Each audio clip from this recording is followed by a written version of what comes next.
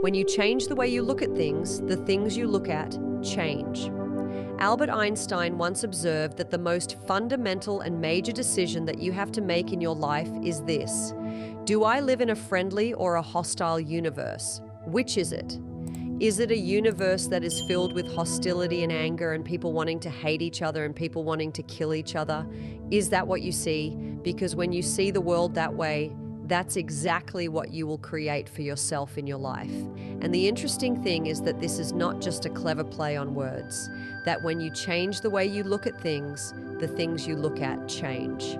I'd like you to imagine the following scene. You're in your house, you've got your car keys in your hand, the lights go out, power failure, you can't see a thing. You stumble around in your living room and you drop your keys and you look around for a moment and you realize that you're never going to find them in the dark, but you look outside and you notice that the street lights are on. So in your mind, a light bulb goes off.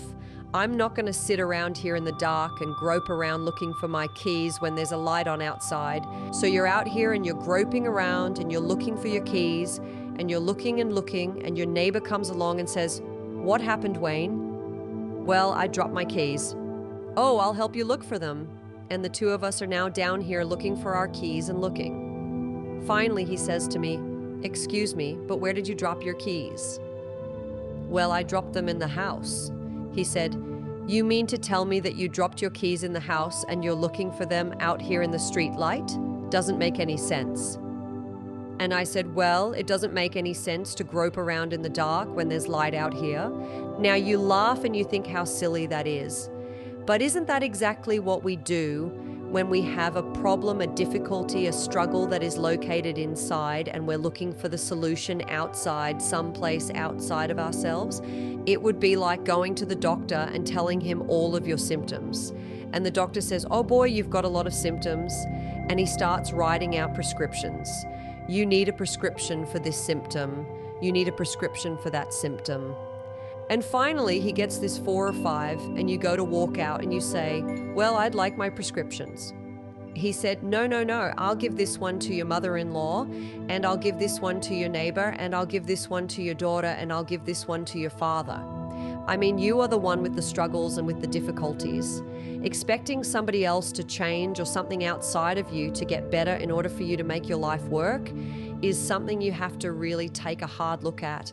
It's in here, and this is a very difficult principle for many people to get, but one that I believe very strongly in. I was in a group one time of drug addicts and alcoholics, and the sign on the wall said, "There are no justified resentments in this group." What I said to that group that night was, no matter what anybody says to you here, no matter what kind of anger comes directed towards you, no matter how much hate you may encounter showing up in your life, there are no justified resentments. Meaning that if you carry around resentment inside of you about anything or about anyone, and I'm talking about the person that you lent money to and hasn't paid you back, I'm talking about the person in your life that you feel was abusive in your life, I'm talking about the person who walked out on you and left you for somebody else. I'm talking about all of the things that you have justified in your heart and in your life that you have the right to be resentful about. And I'm suggesting to you that those resentments will always end up harming you and creating in you a sense of despair. No one ever dies from a snake bite. A snake bite will never kill you. You cannot be unbitten. Once you're bitten, you're bitten. But it's the venom that continues to pour through your system after the bite that will end up destroying you. There are many ways to get the things that we want for ourselves in our lives, but basically it all begins with how we choose to think. As you think, so shall you be. 7 little words that I think are perhaps the most important things that we can learn and master in our lives. This old proverb notion that I become what I think about all day long.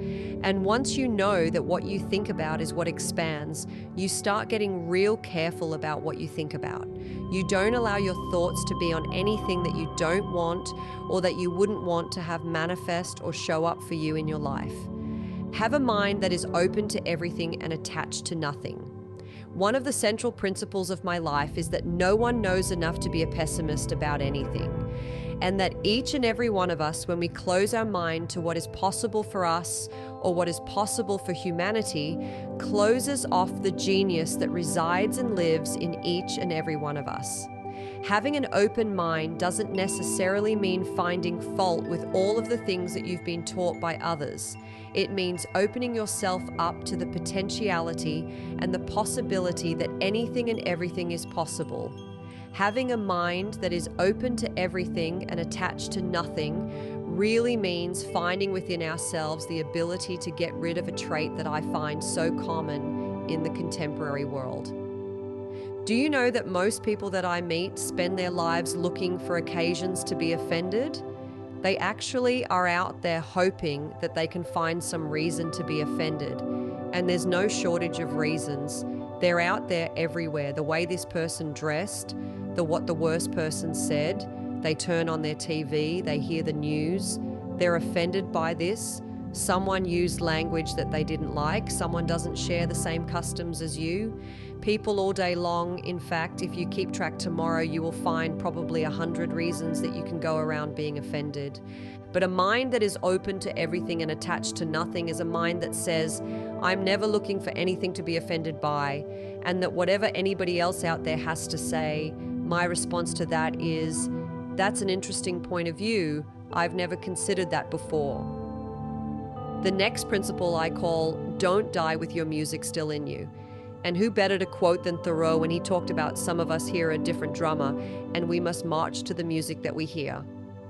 But all of you have some music playing, and all of you have a heroic mission. There's no accidents in this universe.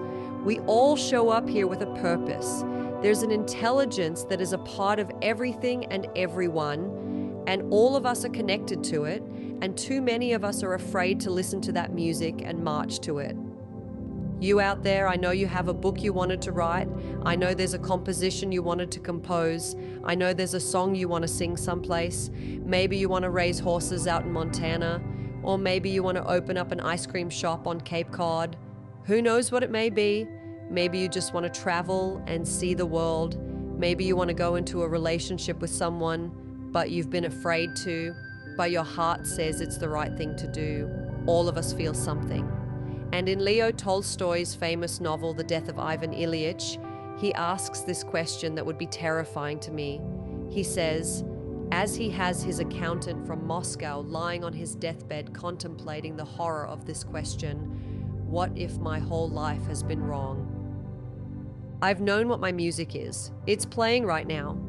As I stand here in front of you with these cameras and in this place, and as I sit down and write my books and tell the world what I know are my truths, I feel always completely on purpose and fulfilled. And no time will I ever come to the end of my life and say, what if my whole life has been wrong?